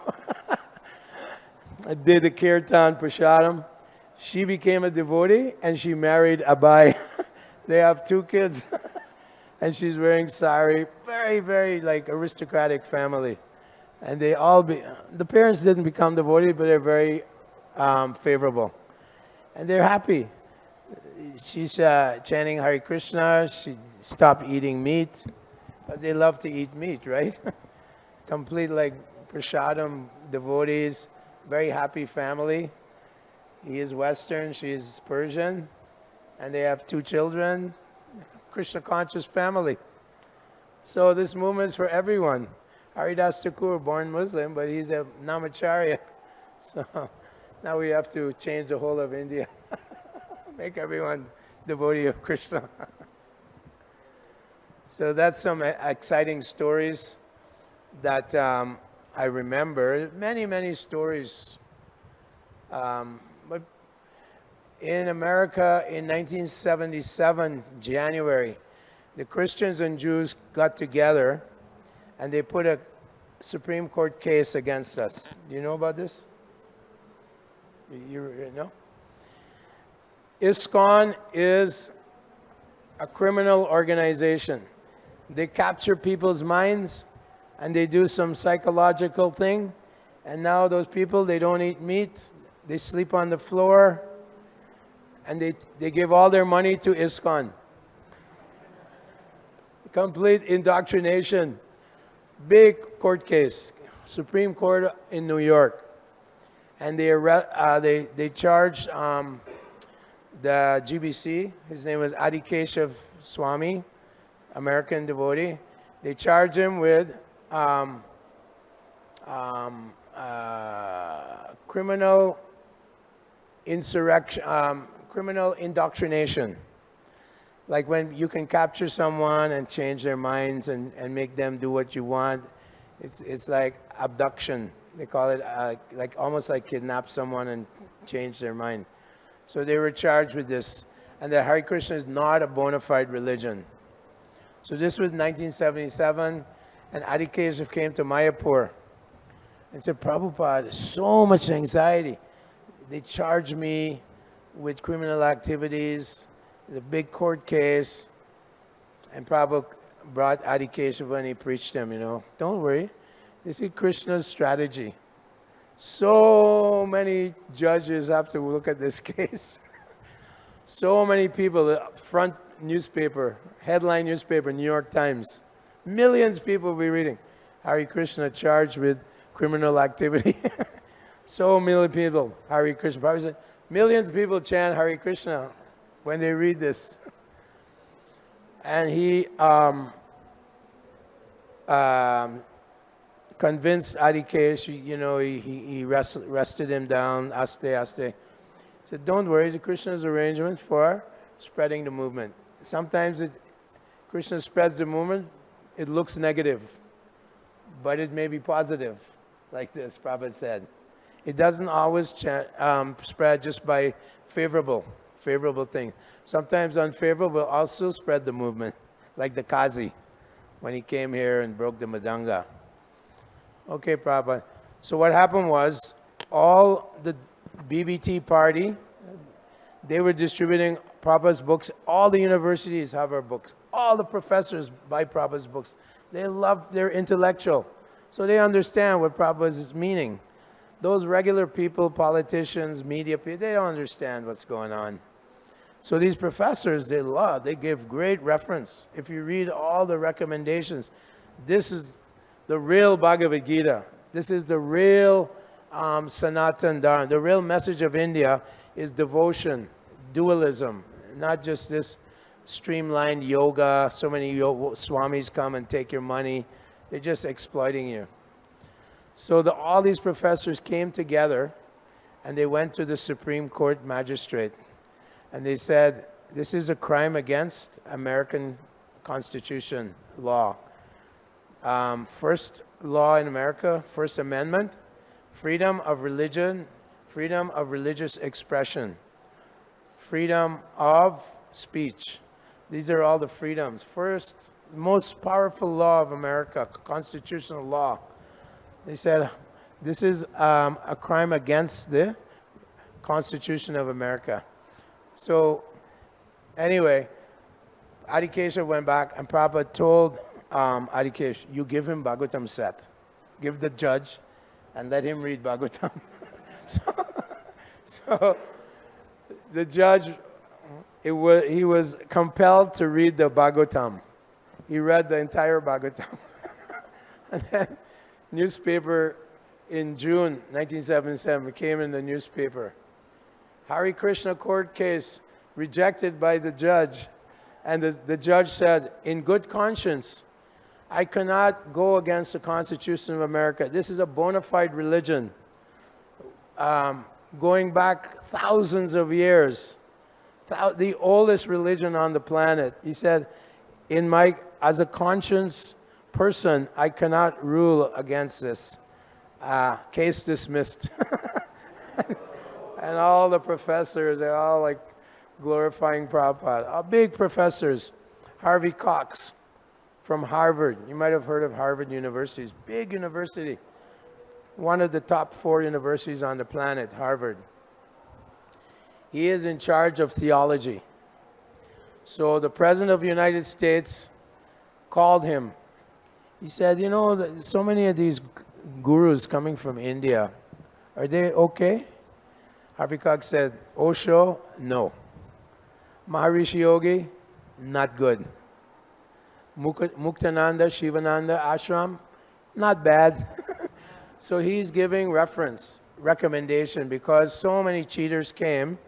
This guy, Vikram Hot Yoga from Calcutta, cheating people, cheating. He has so many Rolls Royce. Osho, Rajneesh, cheating so many millions people. He had 100 Rolls Royce. And he was wearing diamonds. And he's saying, I am God. You heard of Osho, Rajneesh? No? He's a big guru in America. Actually, the American government threw him out of America. And he died having illicit sex in Pune with one of his disciples. So all bogus cheaters going to America because people are looking for moksha. So the President of the United States, what about Bhaktivedanta Swami? And Harvey Cox, he's the advisor to the president of U.S. His name is Harvey Cox, theologian in Harvard University. He said, this person is 1 in a million. He's a great saint, and he has come to help the young people of America. I give him 100% guarantee. He loved Prabhupada. He told Prabhupada, he used to go and meet Prabhupada, and he said, if I was a young man like these boys, I would become your disciple. Harvey Cox, famous person, very famous professor. And he recommended to the President of the United States, Ronald Reagan at the time, Ronald Reagan was the president, because they can destroy you. They can make so much manipulation to destroy Hare Krishna movement. But they pride themselves that we are democratic. If you're coming to give something nice, something real, no problem. If you're coming to cheat, then you have to leave. So Vikram Hat Yoga, he's hiding. Because the courts took him to court, and now he's hiding in Thailand. Osho, they threw him out of America. He exploited so many people. Oh, you can take drugs. All those followers, they're wearing saffron. They had this Shiva jap mala, this Rudra mala. And he said, break the principles. Take more drugs. Enjoy your senses as much as you want. No marriage. Don't worry about marriage. Enjoy. Like this, they had a big ashram near where I lived. Huge. They took over a whole city, big town. And it's so many followers. They were called premis. Complete cheating. And eventually, the American government kicked him out. They got some case against him and threw him out of the country. Exploiting people. Unfortunately, in the 5th canto, it describes the forest of material enjoyment. So many gurus and swamis come, but they're actually trying to eat your flesh, drink your blood. It's in Jada Bharat and Maharaj Rahugana. And Jada Bharat explaining, forest of material enjoyment, so many holy men are coming to drink your blood and eat your flesh.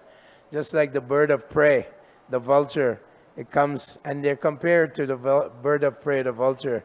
Come and simply eat your flesh, that's all. And promising you, yeah, you can get nirvana. I'll give you nirvana. Give me 1 crore rupees, no problem, guaranteed nirvana. Moksha. This is going on. So like that, people go, these yogis and swamis go there, but they're all cheaters, mostly cheaters, except Prabhupada. But you see, it's easy. Some people want to be cheated. No, you do as you like. No, you don't give up meat. Eat some meat, come and do yoga. Yoga comes out of Patanjali. It comes out of Vedas. The yogis, they don't even eat cooked food. They're eating some, like Dhruva Maharaj, he's eating leaves and grass, right? Eating some berries, then leaves and grass, then only water. This is really, if you want to do yoga, mystic yoga, it has to be very austere. Tapasvis, right? They're tapasvis. You go to America, oh, drink some alcohol. No problem, give me some money. You want a mantra? I have a mantra. One friend of mine, they bought a mantra. This person is called Maharishi Yogi. He went to America, and they go in marketing. Oh yes, we can give you a mantra. If you chant this mantra, all your desires will be fulfilled. You get moksha, you get dhan, you get rich, everything. You get the best of everything. Just chant the mantra. So my friend, she bought the mantra, $250. And you know what the mantra? And he said, secret mantra, don't tell anyone. So actually, they went to Prabhupada and said, Maharishi Yogi is selling secret mantra. Prabhupada said, if it's secret, why is he giving? It's a secret, why are you giving? Prabhupada said, if it's secret, why are you giving? It's not a secret. So she bought the mantra, $250. You know what the mantra was? Om Namo Bhagavate Vasudevaya. I said, here, Srimad Bhagavatam, first canto, give me $250. is right there. So much cheating. Oh my gosh, so much cheating going on. And so this is the problem, that people are actually hungry, Western civilization, very hungry. They have so much wealth, it's so much wealth, so much materialistic, but they don't have any peace of mind, no shanti. So now they want, after artha, kama, they're looking for moksha, some freedom of stress management. They want some peace of mind. I have a friend, he's originally from India, and he does mental health counseling, psychologist. So he has a studio, and he says, number one customer with drug problem is the highly educated doctors, white guy, gordas, doctors, lawyers, dentists, all suffering. They have so much money that they go and try drugs to get some happiness. Then they have to come to him. He has to help them become free, because it's a mental health problem. Becomes mental health. They get addicted, and then they take these expensive drugs, completely ruin their lives. They lose everything. Some people gambling addiction. So he's saying all these rich guys, they're all mentally ill. They have so much money, they spend it on sense gratification, then the mind goes nuts, and then they have to come to me. $200 and $250 an hour, I have to give them help. It's a lot of money. And they have to come for so many months and years, and he has to help them get off of drugs, stop gambling. This is Kali Yuga. This is the Western world. So people are striving, patita pavana, hetu tavavatar. They're patita. They're pitiful, suffering more than the average villager here in India, simply doing some agriculture, living in a small hut, has some food to eat. Over there, they're suffering like anything with all this money, all this wealth, suffering. So our business is to spread this sankirtan movement. Yagyai sankirtane prayir yajantihi shumeda shah. And Lord Chaitanya is certainly going to prevail. He'll take over the world, but it takes time. It takes a little time. How old is our movement? 1966 plus 34 plus 24, 58. Hare Krishna movement is 58. It's like a baby. He's just a little baby. He's still taking some milk from the mother. So, of course, the baby has to learn how to walk. So there have been some problems in our movement. Yeah, you must have heard. Many leaders have gone away. As a baby is trying to walk, slowly. When I was living in India, in Delhi, in 1983 to 89, there was hardly any Indian devotees. I was going to IIT. We made 2 or 3 devotees. They went to America. IIT. Bill Gates, come. I give you lots of money. So the devotee I made, now they're living in America, billionaires. But still devotee. But very few Indians were joining. I think we had 12 temples in the whole of India. 12 or maybe maximum 15. Delhi, Tamil Nadu, Chennai, small one in Trivandrum, Bangalore, Bombay. One in Bombay. No Chopati then. Hyderabad, we had a temple there. Only New Delhi. There was nothing in Kanpur, nothing in Lucknow. Mathura Vrindavan, of course, we had a temple there. Mayapur, we had a temple. Calcutta, we had a temple. So maybe 15 temples. How many temples now? Over 100? How many devotees, Indian devotees now? Indian Yatra? Thousands? Thousands, booming. It just exploded. When I was on the train, when I was traveling on the train, People come up, where are you from? I said, I'm from U.S. And you're like Hindu? I'm wearing dhoti on the train. Always asking me. I say, yeah, come, where do you live? Come visit small temple. Like that. They only saw Western people here from ISKCON. I came back, I couldn't believe so many devotees from India, so many temples, over 100 temples. It's Hare Krishna explosion. Like that. So it's growing and growing and growing. If you're born, of course, in a Hindu family, that's a little advantage. Like if you're in a car race, sometimes you get a little advantage over the other guy. So to be born in Bharatvarsha in a Hindu family, that's a good advantage. If it's a conservative Hindu, not crazy guys.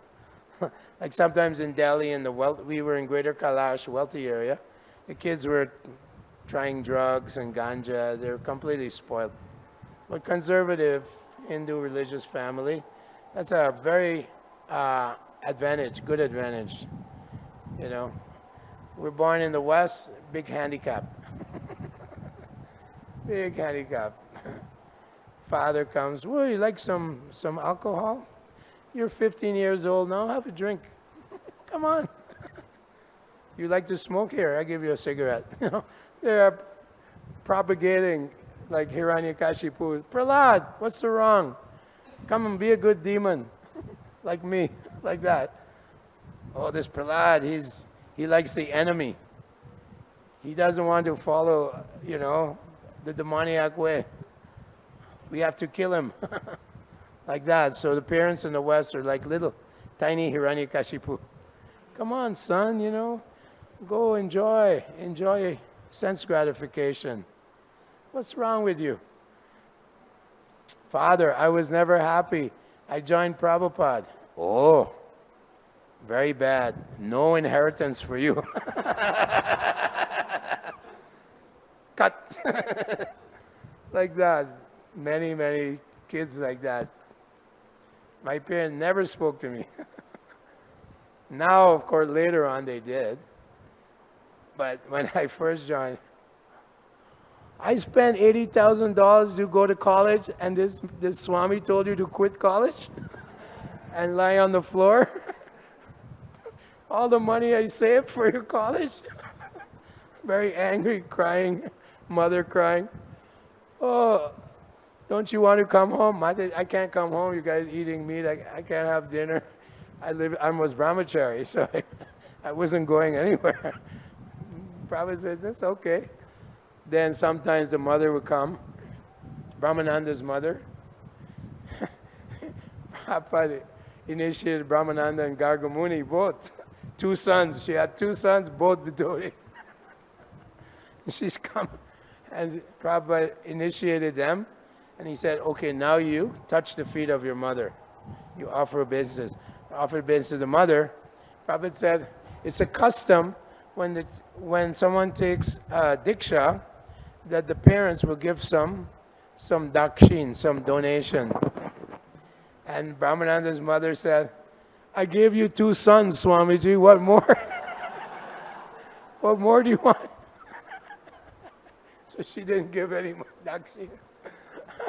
Guru dakshin, right? You give. I gave you 2 sons. But some parents, very few, but some parents, they came and met Prabhupada. Like, this girl, her father was like psychologist, educated. So he came, and after something, he was chanting like 6 rounds a day and prasadam only. And he was an older man, but he was educated. So he understood, the Swami is teaching some high philosophy, highly intellectual, something much higher than just material things, And being an educated psychologist, he understood who's happy in America. No one's happy. He's a psychologist. He can see people unhappy. But he took shelter of Prabhupada. Prabhupada became like his Shiksha guru. And he's chanting japa, doing take prasadam at home. Like that. Very rare, but happened. 1 out of 2,000 maybe. They came like that. But some parents, they had kidnapped their children, pulled them from the temple, kidnapped them, took off beads, burned the japa, heavy stuff. And then this one girl, they kept her in like against her will, and she escaped. And she called the police. And this is Los Angeles. So they sent a helicopter, picked her up in a helicopter, took her back to Los Angeles. Los Angeles Times, biggest newspaper in America. Parents kidnapped Hare Krishna girl. Big news. Everyone reading, millions of people reading, And then she went on the TV and she said, my parents, they kidnapped me and they tried to break my faith in God. I choose to be a follower of Hinduism. For the general public, she didn't say Bhakti or Sanatana. I choose to follow Hinduism, and they accosted me. They, hostile. They were hostile to my belief, to my faith. But this is my constitutional right as an individual. So that they had to go to court. They were charged with kidnapping. Huge controversy all over the TV. And the lawyer, he made like an argument that, oh, this girl's so cruel. She doesn't love her parents. Look, they may go to prison. So they, the lawyer was using that angle. And he asked her, her name was Kula Priya, something like that, Kula Priya. Young girl, very young, 21. Do you love your parents? I love my parents. He expected her to say, I hate my parents. I love my parents, but they don't understand. This is a very bona fide religious practice. I used to smoke ganja. I don't smoke ganja. I used to have boyfriend. I don't have boyfriend. I have husband. Basic. And the judge is listening. What can he do? See, clean life. Her life is clean now. She was like a hippie before, smoking ganja. And the government is very worried because so many Americans taking intoxication.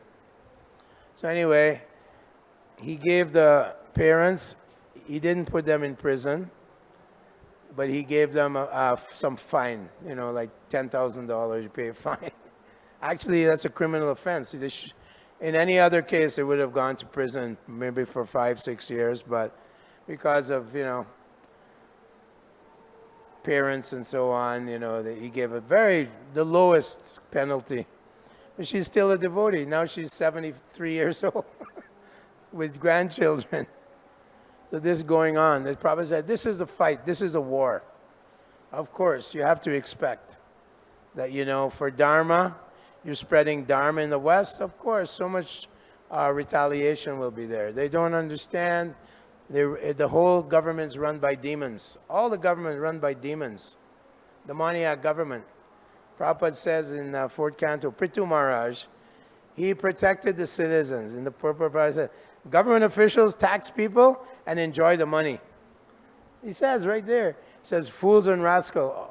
Government now is voted, they vote in fools and rascals, and they take the taxes and they're cheated. And then they get money and they enjoy. That's what he says, the government.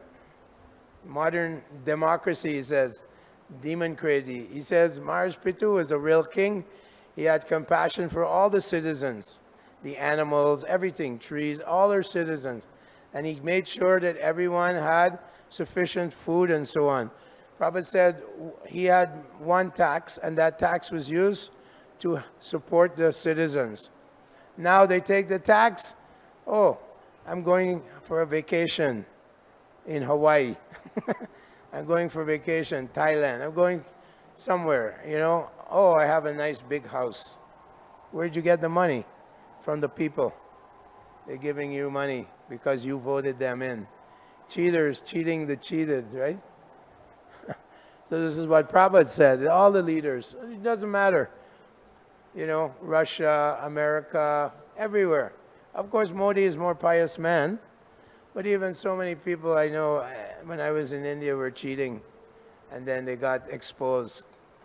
people in the government, you know, they got exposed for taking bribes, cheating people, making money, instead of trying to help the people. And of course, Prabhupada uses Prithu Maharaj as the example of a great king. He said, better to have a king like Prithu Maharaj than some democratic guy that, you know, has no idea how to help people. So we're fighting the war against Kali Yuga, demoniac, Rajashu, Janakadasyu. The Rajas, the kings, the leaders are Dosyu, stealing from the people in general.